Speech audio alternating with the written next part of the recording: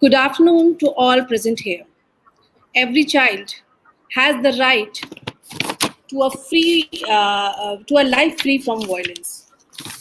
States have an obligation enshrined in international law to protect children from violence.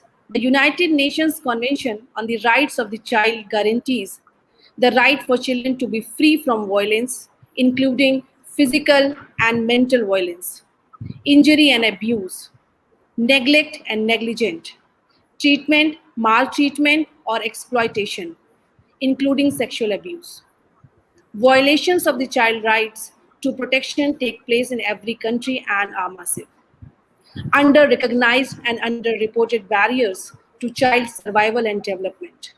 In addition to being human rights violation, I believe the best service to the child is the service closest to the child and children who are victims of neglect, abuse, or abandonment must not also be victims of bureaucracy. They deserve our devoted attention, not our divided attention. However, these issues needed to be addressed. The Faculty of Law, in lieu of recognition, the protection of human rights, has taken this initiative to organize international faculty development program on changing paradigms of human rights in a globalized world. Today, on the second day of the program, I, Dr. Sadaf Khan, on behalf of the entire Faculty of Law, take this privilege to warmly welcome all the participants and Dr. Deepti Moni Borama, who is currently working as an associate professor at National Law University and Judicial Academy, Assam, an adjunct professor of Rajiv Gandhi Cooperative University, Assam. She did her MA in Economics and LLM in Human Rights Law and Constitutional Law, PG Diploma in Criminology and Penology. She is recipient of Henry Durant International Doctoral Fellowship. She She also held the position of head at the Center for Human Rights and Refugee Law and Center for Clinical Legal Education and Legal Aid Cell, NLU Assam. Completed research project on status of Chakma refugees in Arunachal Pradesh. Indian delegates in World Conference on Migration held in Istanbul in 2014. She organized many conferences, workshops, and seminars in his academic competency. Apart from participating and presenting papers in various seminar, workshop, and conferences, she has around 28 publications in reputed journal to her credit and also chief editor of NLU Assam Law and Policy Review. Welcome, ma'am, and enlighten us with your valuable and thought-provoking lecture. Over to you, ma'am. Thank you very much, ma'am. Thank you very much for your kindful words. And a very good afternoon to one and all who joined today's sessions. And I hope all of you are good with sound health at this health crisis situation. And first of all, I want to thank the organizing committee to give me the opportunity to participate in this educational event. And I don't consider myself as a research person, but I am a learner and I'm learning. And I hope that all the participants today give me the opportunity to know something from you also. Now, the topic assigned to me in the today's session is a child abused, a human rights concern. Now, first of all, who is a child? Then, if you see the different legal system in the world, they have adopted the different norms to the constitute the definition of the child. But from international human rights law perspective and a national human rights law perspective, a child is a person who has not attained the 18 years of age. So, international community, through the Convention on the Right of the Child, called spatial protection and a safeguard for the children because of their physical and emotional immature status, and they should be grown up in a stable and harmonious environment so that they can meet all the social and economic needs at the home environment. So all the children has the right to childhood free from all kinds of exploitation and abuse.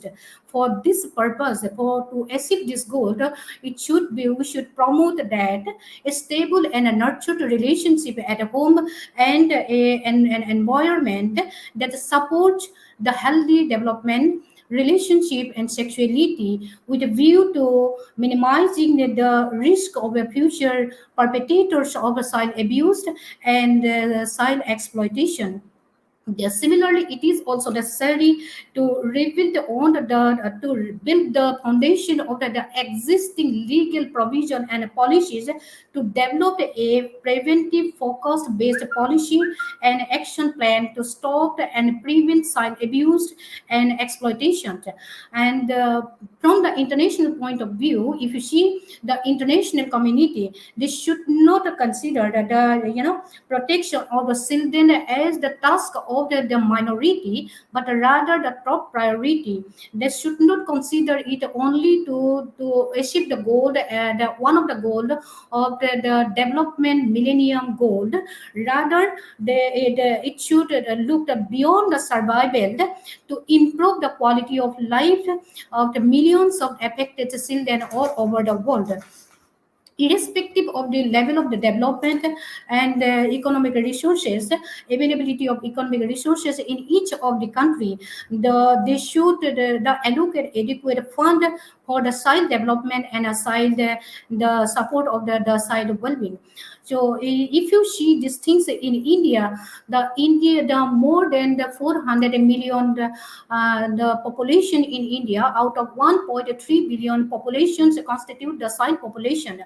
Despite the massive the human the child right abused and the exploitation of the children, India spends only 0.034% of its GDP on child development in the area, and as compared to the 2.5% of its GDP is spent on economic military activities. It is shows that a good number of the healthcare related approaches are required to respond to the inhuman nature of child abuse, its harmful effect on health, and the great injury and suffering caused by the children as a result of the child abused. It should be the prior that is the considered as the most important issue in any legal system. Right now, you see the definition of the child. According to the definition, which is adopted by the international community, that is the WHO, that is World Health Organization definition.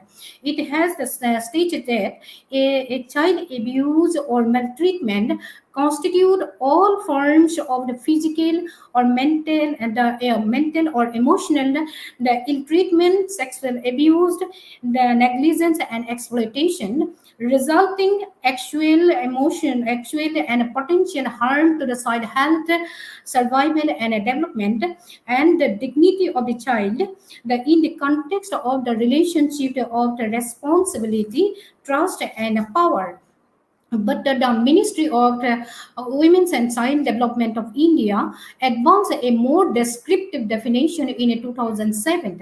According to this definition, child abuse constitute any act, deed, or word which debase, degrade, and demands the intrinsic worthiness and the dignity of a child as a human being. So the type of so if you compare the definition given by the World Health Organization and the definition given by the Ministry of the Women and Child Development of India, so Ministry of the Indian definition is more inclusive as compared to the WHO definition, because there in WHO definition it is stated that to to people who cause the such type of the child abuse, there must be relationship between the victim and the perpetrators as a responder who has the responsibility to take care of the child, or trustee, or the person who has the power over that particular child. But this particular definition advanced by the India, which is endorsed by the UNICEF, it has not, irrespective of any kind of relationship, it is not necessary that there should be any relationship between the victim and the perpetrators, but any person can cause the harm, the abuse to the children. So from this true definition, we can say that there is a physical abuse, sexual abuse, emotional abuse, negligence, and exploitation. Right now, if you see the physical abuse of the children, that it consisted that inflicting physical injury to a child by burning, hitting, punching, kicking, that is beating, slapping, and dropping the child towards the world, or submersion of the child into a very hot and cold water, cold water. So thereby they can cause hurt to that particular child. The parents and caregiver generally they may not have the intention to cause harm of the child, but because of to maintain the strong discipline and to inflicting the punishment which is in proportional and not proportional to the age of the child, may cause harm to the particular child. So 69% of the children in India suffering from the one and another kind of sexual the physical abuse in India. The most of the cases these abuses are underreported, or the children does not want to inform that such kind of abuses to any person or any organization. Andhra Pradesh, Bihar, Assam, Delhi, and UP reported as the highest number of the physical abuse cases in India.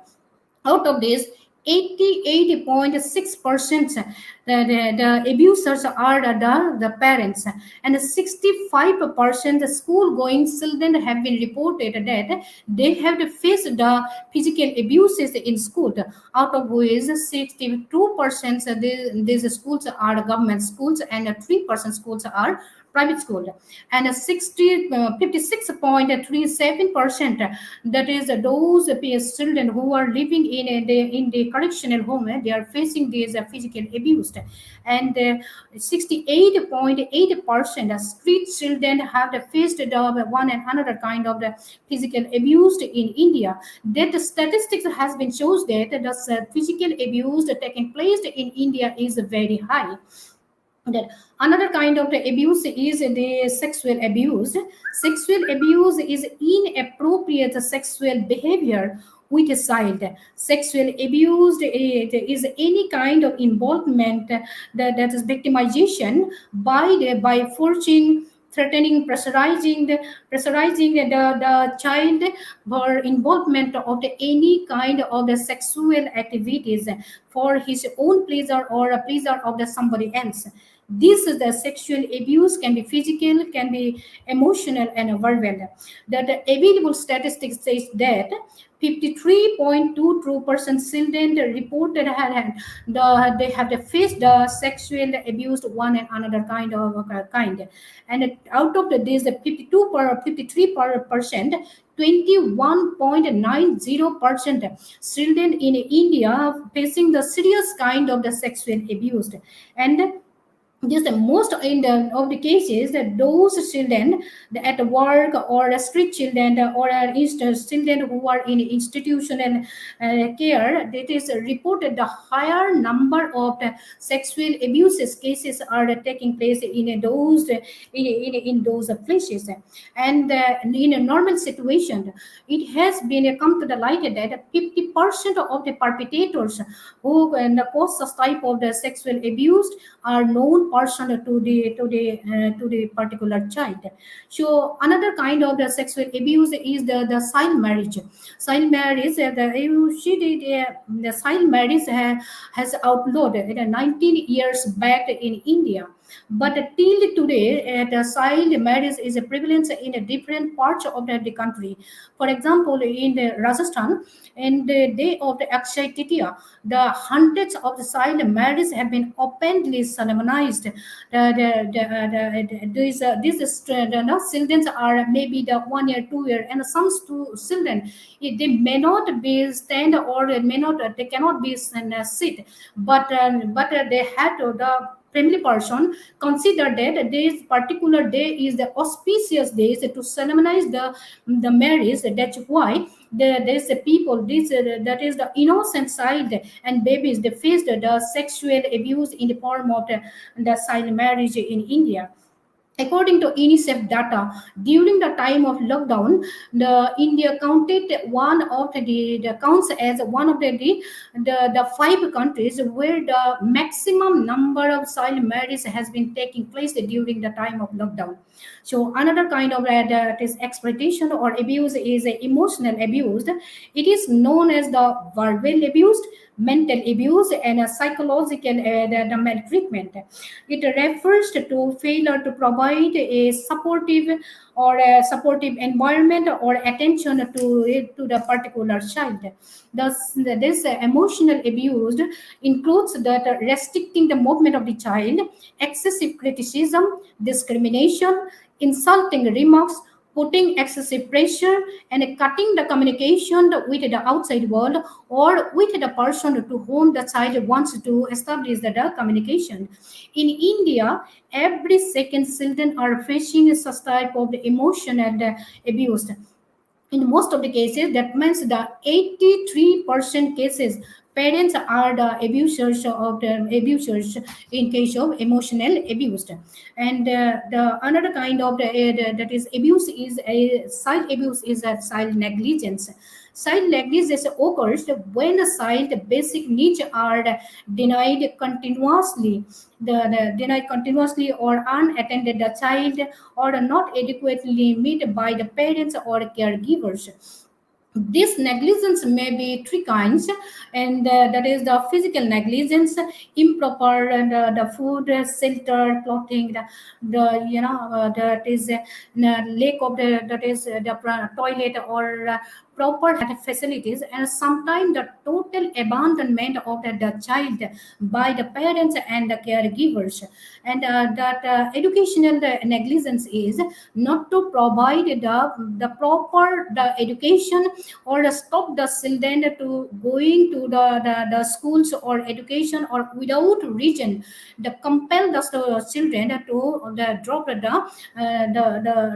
the school. So this is the education and the negligence, which is also very high in the rural India. If you see this from Assam point of view, especially the tree garden children, they are the victims of the high rate of the educational negligence and the physical negligence.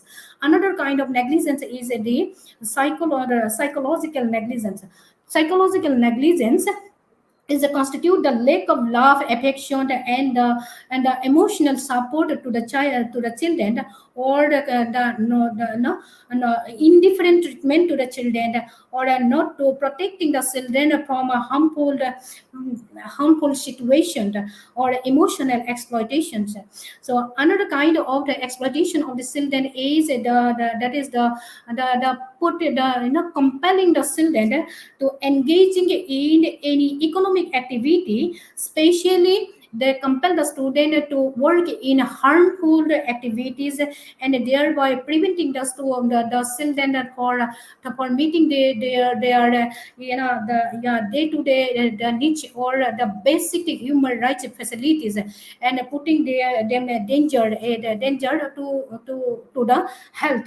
For example, domestic help, the domestic helpers, the hawker, the street beggars, and this kind of activities that is economic exploitations everywhere in India. You can you can evidence you can no, evidence during the let us say the child abuse during the time of this pandemic. The stay home and a safe home.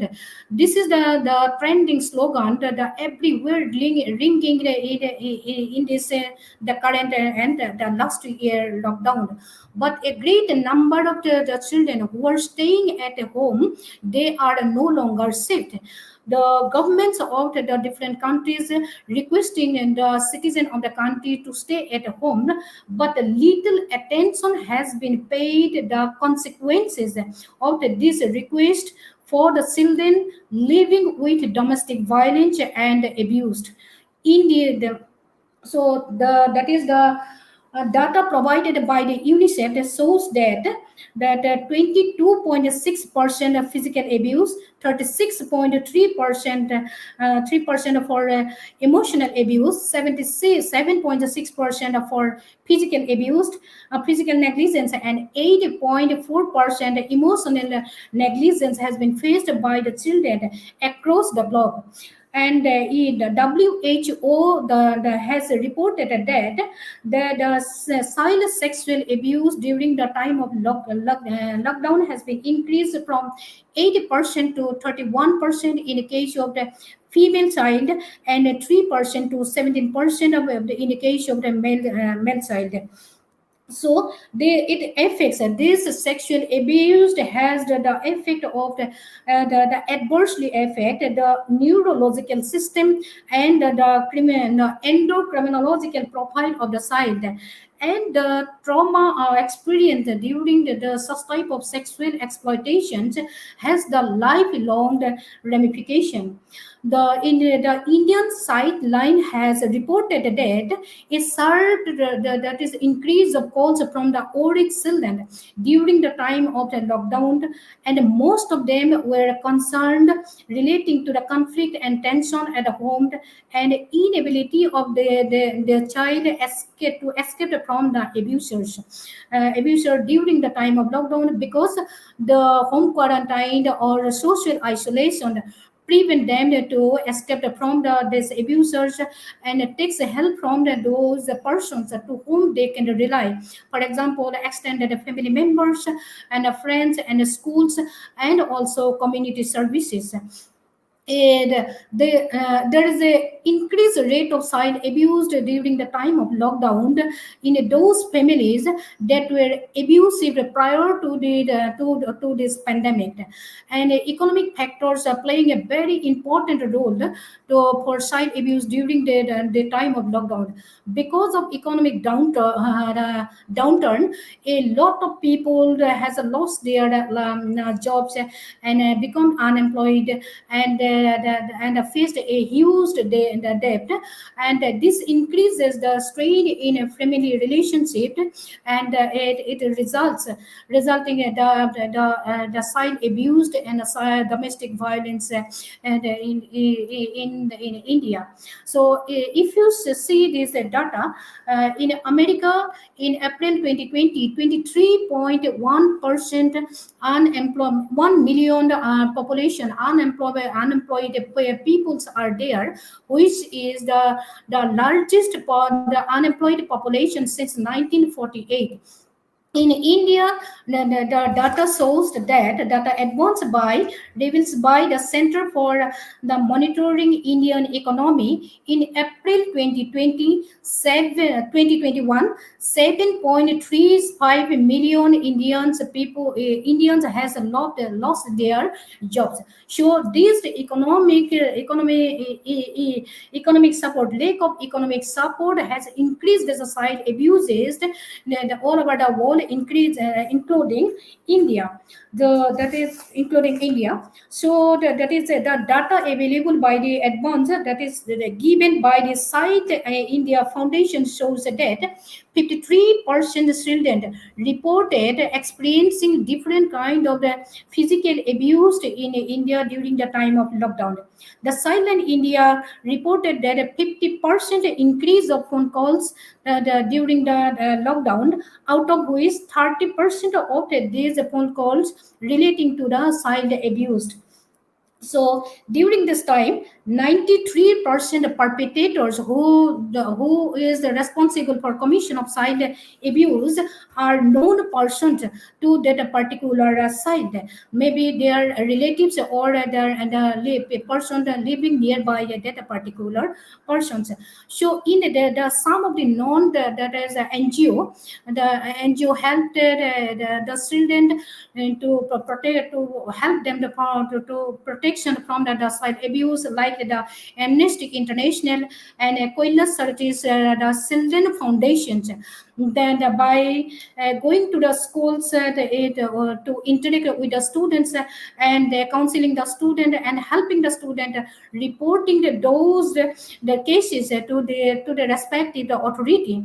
But because of this lockdown, these child right crusader become the helpless. They could not offer any kind of help to those people, those children who are helpless, helpless during this time of lockdown. So one of the important aspect of this lockdown and impact, adversely impact on the children is that mm, the online education system. Worldwide lockdown compelled 1.5 billion children to abstain from the traditional attending the traditional schooling, and to minimize the educational loss, the respected government of the respective countries shifted the education in the system to the online platform, the paving the way for the sexual predators to abuse the children using the virtual world. Currently, the statistics says that 60% of the online users are the children. That has emerged a new threat to the safety of the children.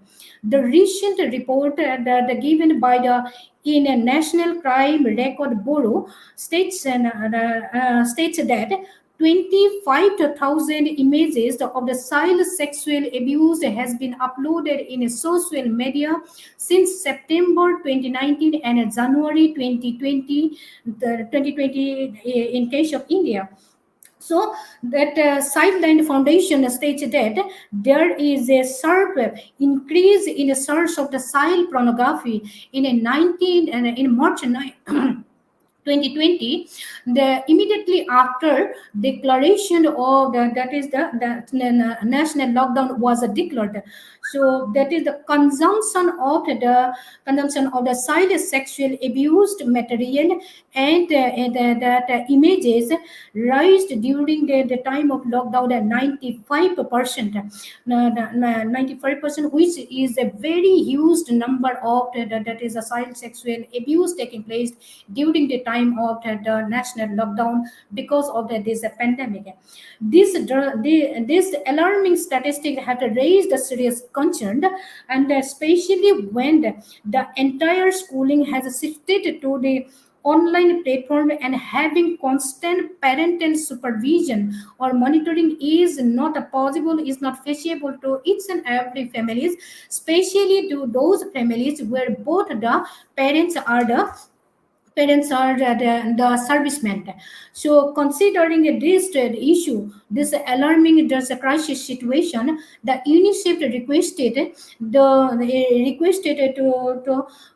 requested to take some measures like the proper circulation of the information and the services available for the protection of the children from violence and abuse and neglect during the COVID-19 through the text message, educational platform, and social media.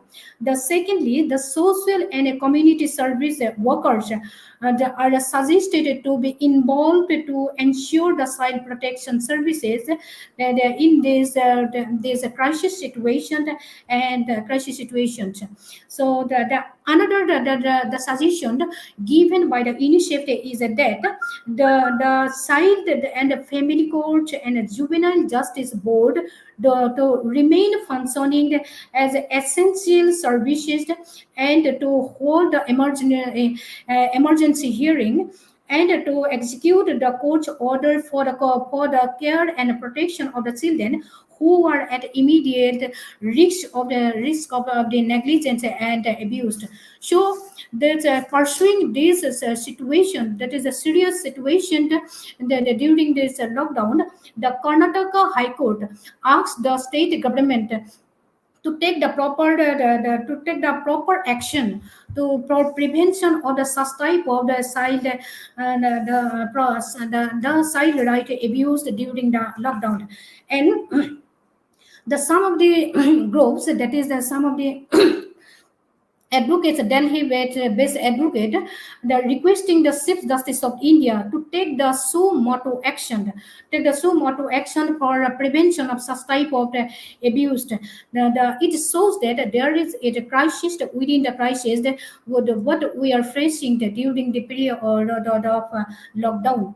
So the international community, especially the Secretary General of the United Nations, Antonio Guterres, warned the international community and the state, the nations, that the coronavirus pandemic has turned into a very serious civil rights crisis all over the world.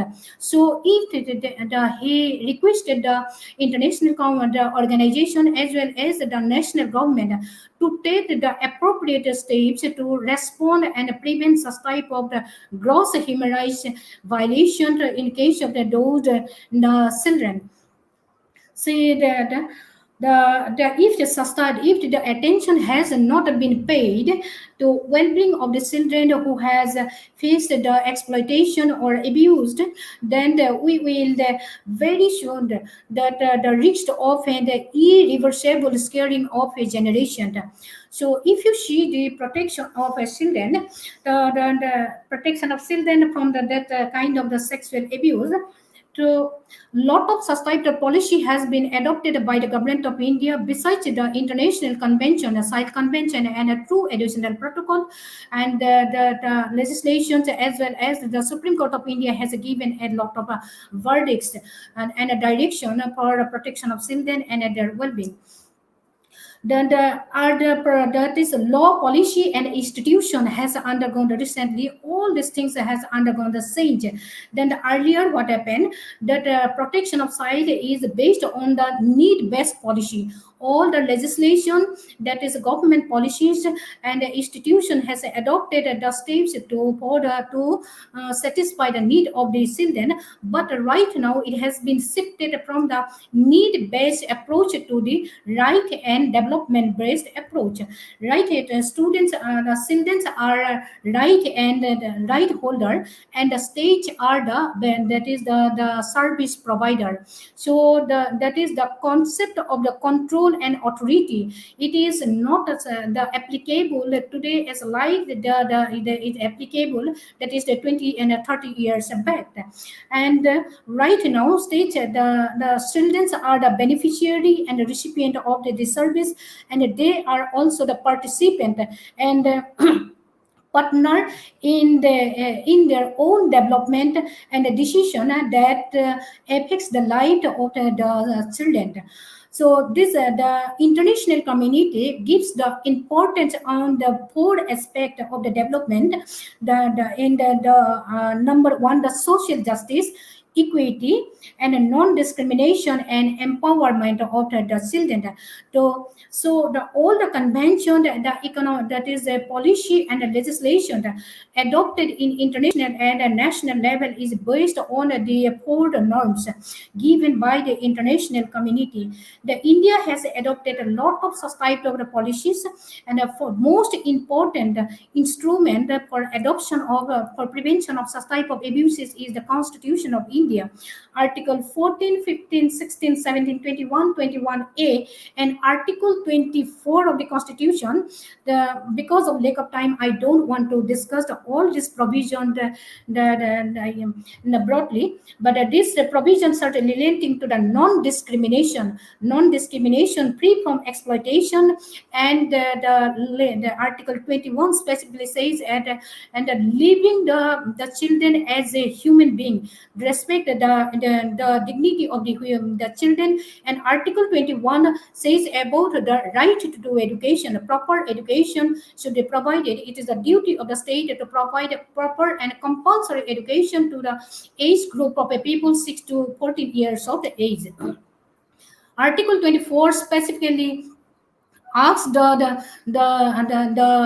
parents no, it is the prevention of exploitation, that is the engaging the children in any the hazardous activities which is dangerous to his health and mental well-being.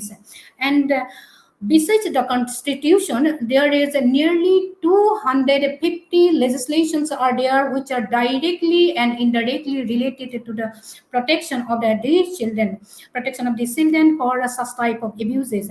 The most important legislation are Hindu Adoption and Maintenance Act, Adoption Act 1956, Protection of Women Domestic Violence Act 2005, then the POSCO Act and POSCO Act that is 2012, Juvenile Justice Act, and the Prohibition of Child Marriage Act 2006, the Immoral Trafficking Prevention Act 1963, and IPC. Though IPC is not directly related but to the child, but as a whole, a lot of the provisions of IPC are there, which are also relevant to the prevention of the child abuses. So I So one of the most important the legislation that is adopted by the government of India is that is the Information and Technology Act. Information and Technology Act. This act provides that publication of any information which is of sins, or which is the degrading the reputation or the dignity of the person is punishable. And the Interpol, the government of the India continuously that is collaborating with the Interpol for prevention of child abuses, especially the human trafficking. According to Interpol data, Goa is one of the Indian state of Goa is one of the hub of the child sexual abuses, child sexual abuses. So under the legislation, Juvenile Justice Act, there are lot of the child that is the child care provision has been incorporated in that particular legislation, like the shelter home, the child care home, the children home, the observation home, and a spatial home, the aftercare home.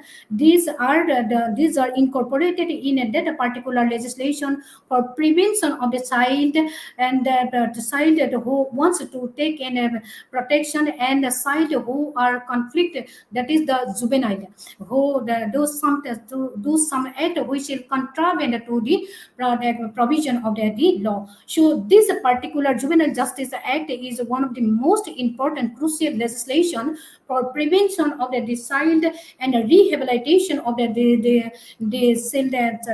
child abuse, the delinquent child, and the prevention of the child abuses.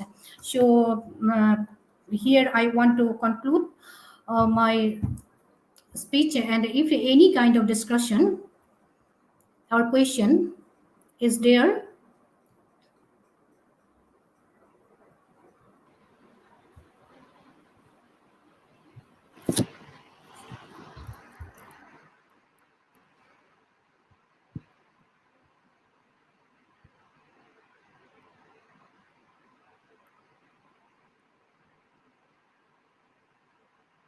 Thank you, ma'am. Thank you for your informative words. Thank you for enlightening us, ma'am. Um,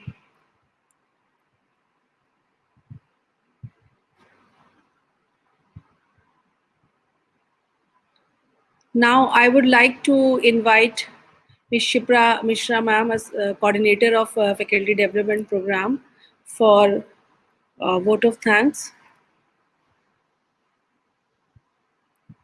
Program for vote of thanks.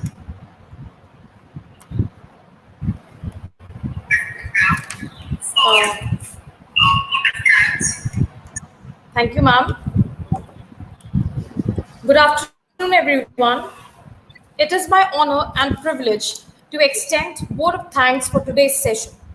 My words are not enough to express the gratitude.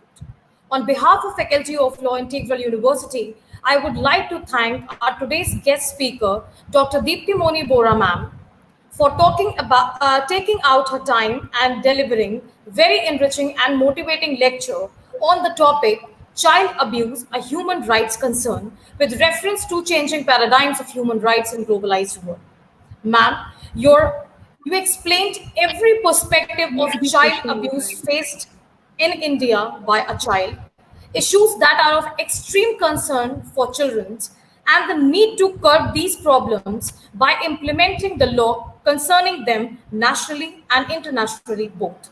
I'm sure that all the participants will have a lot to take away from this insightful lecture that has covered every aspect of child rights concern and proves informative and valuable for all of us.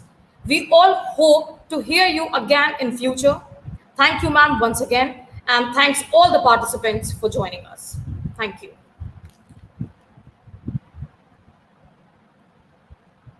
Thank you very much.